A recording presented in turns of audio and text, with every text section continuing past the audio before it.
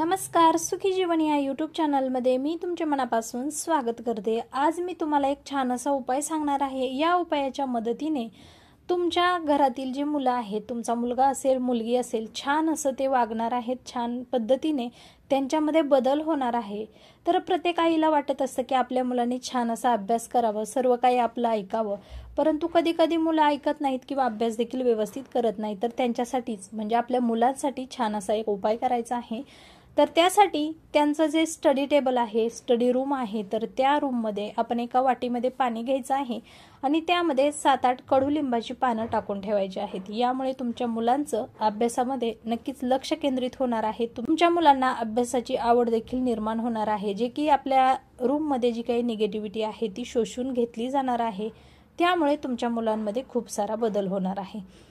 त्याचबरोबर दुसरी गोष्ट म्हणजे तुमची जर मुलं झोपेत चावळत असतील, रडत असतील, चिडचिड करत असतील, झोपेमध्ये दात खात असतील, तर त्यांच्यासाठी देखील एक उपाय मी तुम्हाला सांगणार आहे। तो देखील कडुलिंबाचाच आहे।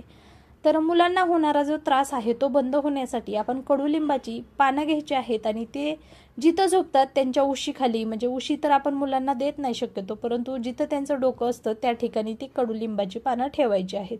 बस फक्त एवढंच करायचं आहे आणि ही जी पानं आहेत ती 7-8 दिवसानंतर तुम्ही चेंज करायची, पुन्हा ठेवायची। नक्कीच तुम्हाला यामुळे तुमच्या मुलांमध्ये खूप सारा बदल झालेला जाणवणार आहे।